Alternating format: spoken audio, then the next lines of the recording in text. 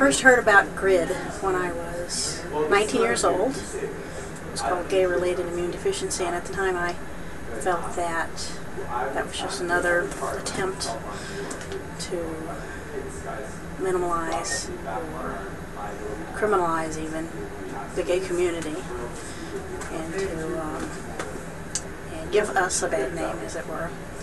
So I was a little indignant about that, and then there was no effect on my life immediately after that. And a few years later I moved to Seattle, and I met a man named Scott, and we worked together on the Seattle Pride, and we got to know each other really well, became very, very good friends, and because of him I met his previous boyfriend, who then moved out to Seattle. And he was the perfect, quintessential, beautiful man. He was GQ, rising up out of the water, perfect golden skin, water glistening, perfect 3-day beard every day, and he was just as beautiful on the inside as on the outside, and we became very close friends. Scott and I were really, really close. His boyfriend Ted and I were close, and they were both HIV positive.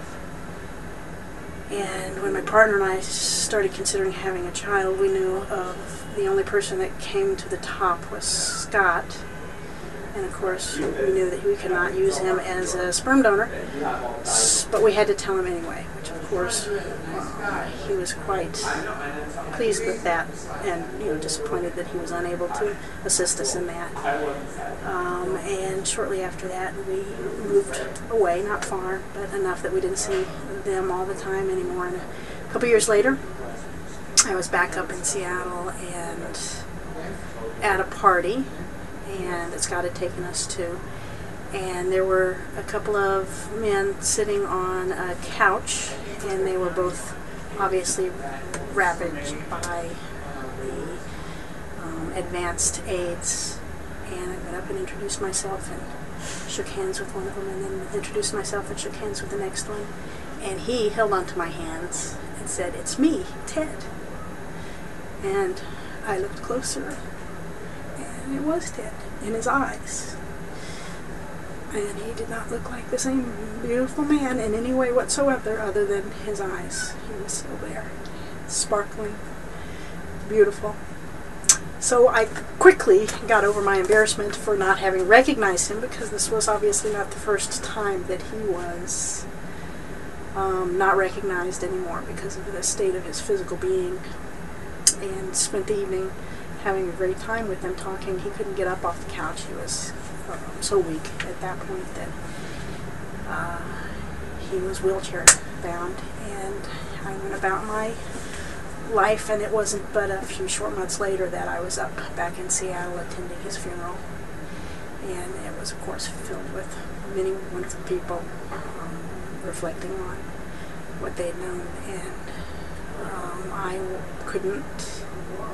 couldn't even go up and talk about him, because the change in him was so tragic that it wasn't as if it all seemed so useless.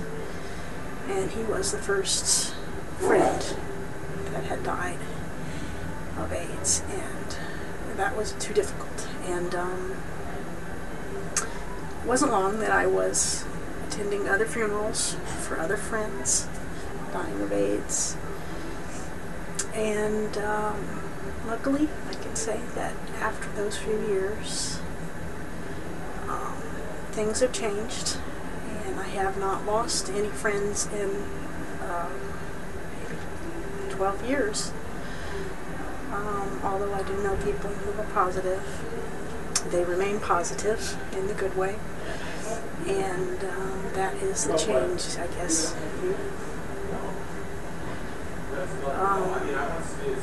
That's it. So, love to Ted. He's still beautiful.